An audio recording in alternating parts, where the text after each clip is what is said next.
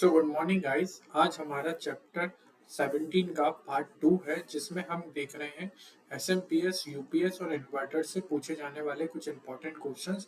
Last video में मैंने आपसे एक होमवर्क में पूछा था कि मॉस्फेट का फुल फॉर्म क्या है। मॉस्फेट का फुल फॉर्म क्या है? तो इसका फुल फॉर्म क्या है? Metal oxide field metal oxide field effect field effect transistor. क्या है? Metal oxide field effect transistor. ठीक है, ये हमारा लास्ट वीडियो का टॉपिक था, क्वेश्चन था जो हमने पूछा था आपसे कमेंट सेक्शन में। अब आगे बढ़ते हैं हमारे इस क्वेश्चन के साथ में। क्वेश्चन नंबर 21 है, एसएमपीएस स्टार्ट नहीं हो रहा है और फ्यूज बार बार उड़ रहा है, संभावित क्या कारण हो सकता है? तो आउटपुट लोड कम है ना, ये तो नहीं होगा। ठीक है, इनपुट रेक्टिफायर डायोड शॉर्ट है, ये हो सकता है ना। फीडबैक आईसी ओपन है, ये भी नहीं होगा। ठीक है, और क्या हो सकता है? आउटपुट वोल्टेज हाई है, ये भी नहीं होगा, है ना। आउटपुट इनपुट होता तो भी हम एक बार देखते। तो इनपुट रेक्टिफायर डायोड शॉर्ट है, इनपुट रेक्टिफायर डायोड शॉर्ट है, यही हमारा आंसर होगा। चेक करते हैं। एसएमपीएस में रेक्टिफायर डायोड शॉर्ट होने पर इनपुट में हैवी करंट फ्लो होता है, जिससे जैसे ही पावर ऑन किया जाता है फ्यूज ब्लो हो जाता है। यह फॉल्टी पावर सेक्शन में होता है और आउटपुट सेक्शन से रिलेटेड नहीं होता है। ऐसे नेक्स्ट हमारा क्वेश्चन क्या है? यूपीएस मेन पर तो चलता है लेकिन बैटरी मोड्स में तुरंत बंद हो जाता है, क्या कारण हो सकता है? देखो, यूपीएस मेन पर तो चल रहा है बढ़िया से, लेकिन बैटरी मोड पर जाता है जैसे ही तो तुरंत बंद हो जाता है, क्या कारण हो सकते हैं? देखते हैं ऑप्शन से। इन्वर्टर ऑक्सीलेटर फॉल्टी होना, बिल्कुल भी नहीं। आउटपुट सॉकेट लूज होना, ये भी नहीं हो सकता है। बैटरी कैपेसिटी कम या बैटरी वीक होना, ये हो सकता है ना। फिर एवीआर सर्किट एक्टिव, ये भी नहीं होगा। तो राइट आंसर क्या हो जाएगा? बैटरी की कैपेसिटी खत्म हो गई है या फिर बैटरी वीक हो गई है। बैटरी वीक होने पर यूपीएस बैटरी मोड में रिक्वायर्ड करंट सप्लाई नहीं कर पाता, वोल्टेज इंस्टेंटली ड्रॉप हो जाता है। वोल्टेज क्या होता है? इंस्टेंटली ड्रॉप हो जाता है और यूपीएस शट डाउन हो जाता है। यह फॉल्ट अक्सर लोड ओल्ड सल्फेट बैटरी में देखा जाता है। बैटरी पुरानी हो जाती है या सल्फेट बैटरी में ये प्रॉब्लम आती है।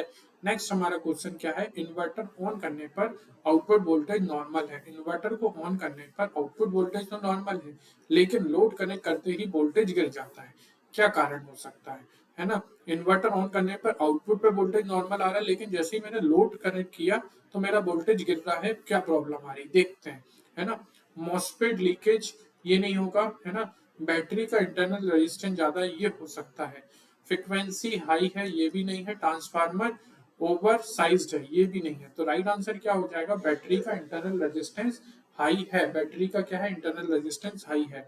देखते हैं, है ना, डिटेल देखते हैं। बैटरी ओल्ड होने पर इंटरनल रेजिस्टेंस बढ़ जाता है, लोड लगाते ही वोल्टेज ड्रॉप होता है, जिससे इन्वर्टर आउटपुट भी गिर जाता है। आउटपुट सर्किट में वोल्टेज ठीक दिखाई नहीं देता, इसीलिए लोड टेस्ट में फॉल्ट क्लियर होता है। नेक्स्ट हमारा क्वेश्चन क्या है? एसएमपीएस में प्राइमरी साइड में मॉसफेट बार बार खराब हो रहा है। एसएमपीएस के में प्राइमरी साइड में मॉसफेट खराब हो रहा है, इसका मुख्य कारण क्या हो सकता है? तो output short circuit, improve gate drive pulse, low input voltage, या फिर प्रॉपर हीट सिंक यूजेस। ठीक है, तो देखो मॉसफेट पे क्या होता है, एक तो मैंने अभी मॉसफेट का आपको फुल फॉर्म बताया ही है ना। आउटपुट, है ना, आउटपुट शॉर्ट सर्किट, ये तो नहीं होगा। इम्प्रॉपर गेट ड्राइव पल्स, ये हो सकता है। लो इनपुट वोल्टेज, ये भी नहीं होगा। इनप्रॉपर हीट सिंक, ये भी नहीं होगा। तो राइट आंसर क्या हो जाएगा? Improper gate drive pulse. ठीक है, गेट ड्राइव वेवफॉर्म इम्प्रॉपर होने पर मॉसफेट पार्शलिटी ऑन होता है, ज्यादा हीट जनरेट होती है और डिवाइस फेल हो जाता है। ये फॉल्ट ड्राइव आईसी या गेट रजिस्टर से जुड़ा होता है। ठीक है, नेक्स्ट हमारा क्वेश्चन क्या है? ऑनलाइन यूपीएस में इन्वर्टर हमेशा ऑन होता है। ऑनलाइन यूपीएस में इन्वर्टर हमेशा ऑन होता है, इसका लाभ क्या है? तो मैंने लास्ट क्लास में भी आपको बहुत अच्छे से समझाया था ऑनलाइन यूपीएस कैसे काम करते हैं और ऑफलाइन यूपीएस कैसे काम करते हैं। चेक करते हैं। बैटरी चार्जिंग फास्ट होती है ना, इसका उससे कोई लेना देना नहीं है। No transfer time during power failure, ये हो सकता है। ठीक है, लो कॉस्ट ऑपरेशन, ये भी नहीं होगा। लो हीट जनरेशन, ये भी नहीं होगा। तो राइट आंसर क्या हो जाएगा? No transfer time during power failure. ठीक है, ऑनलाइन यूपीएस में इन्वर्टर कंटिन्यूसली सप्लाई देता है, मींस फेल होने पर स्विचिंग डिले नहीं होता, इसलिए सर्वर और मेडिकल इक्विपमेंट में ऑनलाइन यूपीएस को यूज किया जाता है।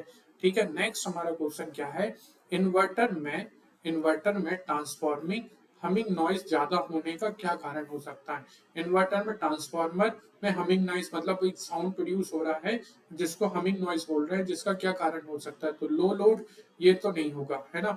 मॉडिफाइड साइन वेव आउटपुट ये भी हो सकता है, हाई आउटपुट वोल्टेज या फेन फेलियर ये तो नहीं होगा। अब बचे हमारे दो, एक बार और देखते हैं इसमें क्या हो सकता है, क्या होगा इसका, मॉडिफाइड साइन वेव आउटपुट ये लग रहा है। हाई बैटरी यूजेस ये तो नहीं होगा, हाई बैटरी यूजेस क्योंकि है ना इनपुट में इन्वर्टर के। ठीक है, तो चेक करते हैं मॉडिफाइड साइन वेव, मुझे ये लग रहा है, देखते हैं गाइस, है ना, बिल्कुल सही है। मॉडिफाइड साइन वेव में हार्मोनिक ज्यादा होते हैं, है ना, ट्रांसफॉर्मर कोर में वाइब्रेशन बढ़ जाते हैं जिससे हार्मोनिक साउंड आती है। प्योर साइन इन्वर्टर में ये प्रॉब्लम बहुत कम होती है। ठीक है, तो क्या होगा, प्योर साइन वेव में कम हो जाएगी, है ना। नेक्स्ट हमारा क्वेश्चन क्या है, एसएमपीएस आउटपुट वोल्टेज फ्लक्चुएशन का क्या कारण हो सकता है। तो एसएमपीएस में आउटपुट वोल्टेज का फ्लक्चुएशन का क्या कारण हो सकता है, तो स्टेबल इनपुट सप्लाई, फ्लक्चुएशन हो रहा है तो स्टेबल तो होगी नहीं। Improper feedback sorry proper feedback loop ये भी नहीं होगा, है ना। और क्या है, लूज लूज फीडबैक कनेक्शन ये हो सकता है।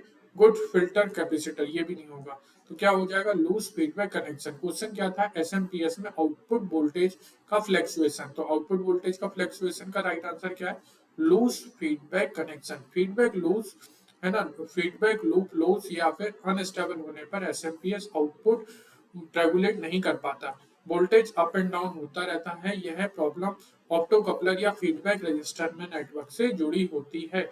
ठीक है, नेक्स्ट हमारा क्वेश्चन क्या है, यूपीएस बैटरी बार बार ओवरहीट हो रही है, क्या प्रॉब्लम दिखा रहा है, यूपीएस बैटरी बार बार ओवरहीट हो रही है, सबसे पहले क्या चेक करना चाहिए।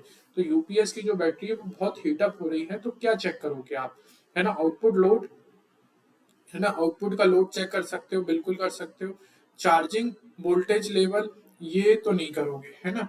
कूलिंग फैन को भी चेक कर सकते हो, इन्वर्टर की फ्रिक्वेंसी ये तो नहीं करोगे। अब बचे दो ऑप्शन, क्या चेक करोगे, है ना, तो नहीं, रुको एक सेकंड, आउटपुट लोड ये तो नहीं देखोगे, ओवर हीट है तो चार्जिंग वोल्टेज लेवल ये चेक कर सकते हो, है ना। और कूलिंग फैन भी नहीं देखोगे, ठीक है। Charging voltage level, output, over charging battery temperature बढ़ा देती है, ज्यादा चार्जिंग हो जाएगी तो उससे क्या टेम्परेचर बढ़ जाएगा, तो चार्ज वोल्टेज स्पेसिफिकेशन ज्यादा होने पर बैटरी हीट होती है, लाइफ रिड्यूस होती है। फ्लोट चार्जिंग वोल्टेज करेक्ट होना बहुत जरूरी है, फ्लोट चार्जिंग वोल्टेज होना करेक्ट होना बहुत जरूरी है। नेक्स्ट हमारा क्वेश्चन क्या है, इन्वर्टर इफिशियंसी इंप्रूव होने के लिए सबसे ज्यादा क्या प्रभावी है। इन्वर्टर की इफिशियंसी को इंप्रूव करने के लिए सबसे ज्यादा क्या प्रभावी है, तो बड़ा ट्रांसफार्मर लगाना ये तो नहीं होगा, हाई कैपेसिटी बैटरी ये हो सकता है, लो लो स्विचिंग डिवाइसेस ये इसकी वेटेज ज्यादा है ना। थिंक थिक आउटपुट केबल ये तो बिल्कुल भी नहीं होगा, हाई कैपेसिटी बैटरी ये तो नहीं, इफिशियंसी बढ़ानी है, लो लॉस स्विचिंग डिवाइसेस, लो लॉस स्विचिंग डिवाइसेस बिल्कुल सही है ना। लो लॉस स्विचिंग डिवाइसेस क्या करेंगे, लो आरडीएस ऑन या drain source on resistance MOSFET को, fast switching devices power loss कम करते हैं, इससे इन्वर्टर की एफिशिएंसी और बैकअप टाइम दोनों बढ़ते हैं। मॉडर्न इन्वर्टर में इसी प्रिंसिपल बेस्ड होते हैं, ठीक है, मॉडर्न इन्वर्टर जो होते हैं वो इसी प्रिंसिपल पे बेस्ड होते हैं। नेक्स्ट हमारा क्वेश्चन क्या है, यूपीएस आउटपुट डिस्टॉर्टेड दिखाई देता है, इससे क्या संभावित कारण है, तो गुड बैटरी ये तो नहीं होगा, फॉल्टी इन्वर्टर सेक्शन, है ना, ये, है ना, यूपीएस आउटपुट डिस्टॉर्टेड दिखा रहा है, फॉल्टी इन्वर्टर सेक्शन ये हो सकता है, स्टेबल मेन आउटपुट ये भी नहीं होगा, प्रॉपर लोड मैचिंग ये भी नहीं होगी, तो राइट आंसर क्या हो जाएगा, faulty inverter section.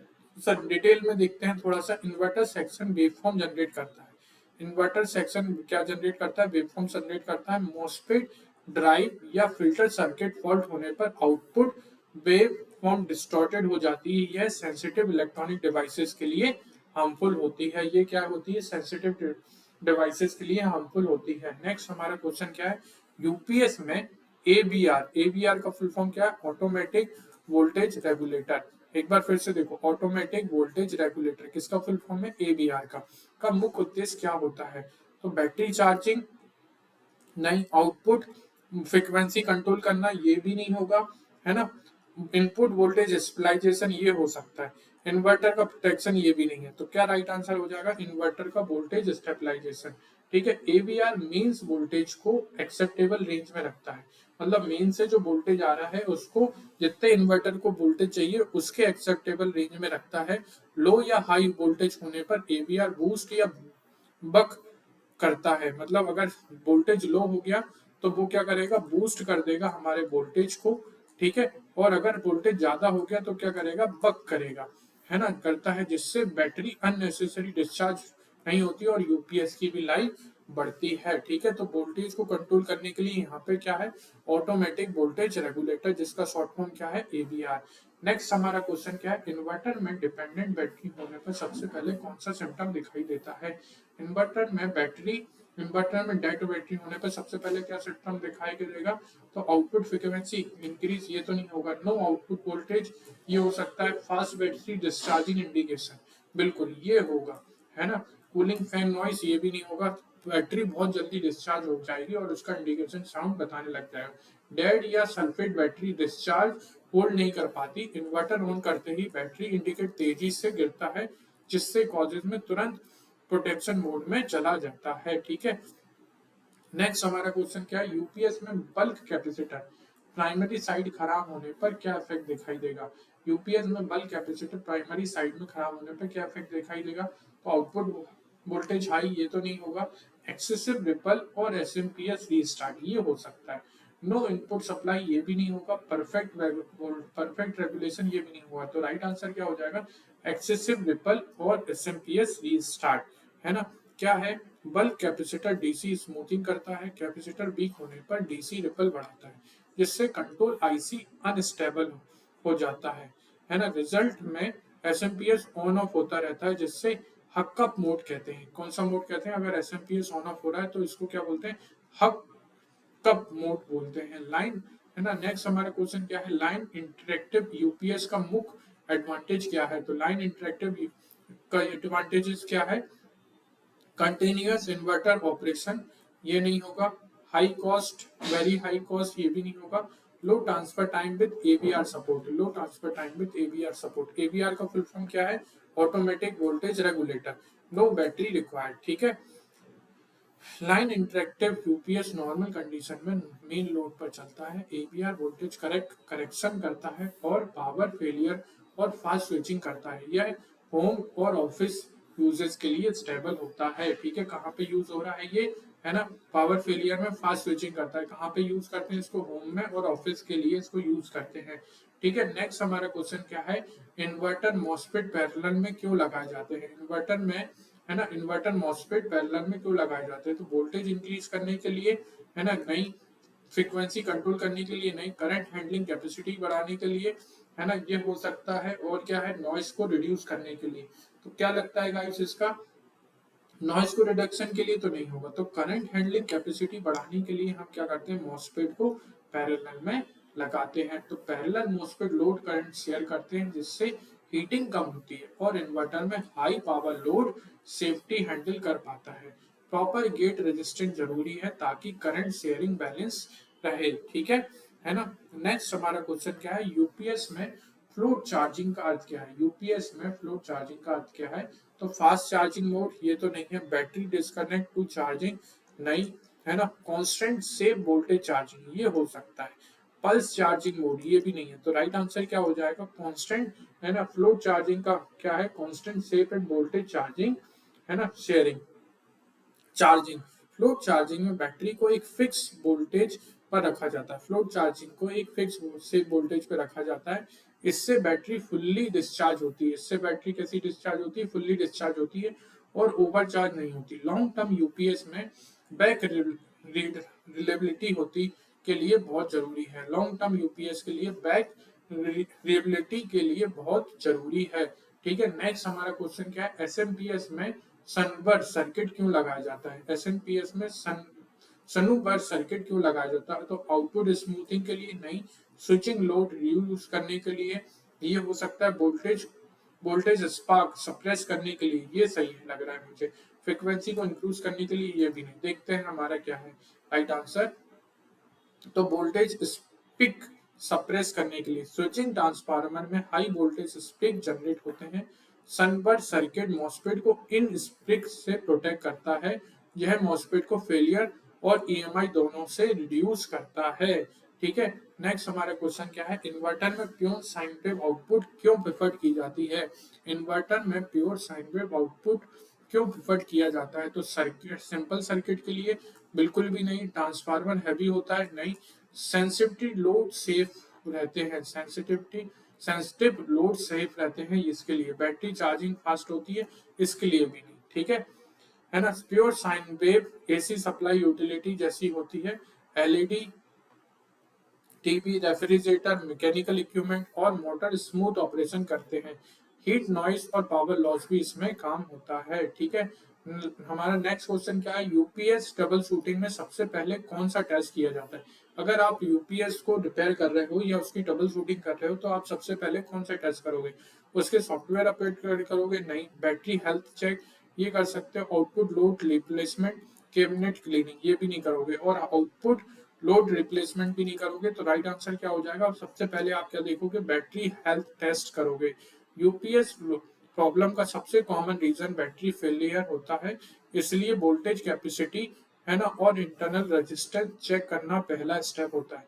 Healthily battery होने पर सर्किट को आगे डायग्नोस किया जाता है। अगर बैटरी सही है तभी हम आगे डायग्नोस करेंगे, अदरवाइज नहीं करेंगे। ठीक है, तो ये थे हमारे चैप्टर नंबर 17 के कुछ इंपॉर्टेंट क्वेश्चन। अगर आपको वीडियो रियली अच्छी लग रही है तो प्लीज लाइक करिए, है ना, जिससे हम और अच्छे वीडियो बनाएं और हमें और मोटिवेशन मिले।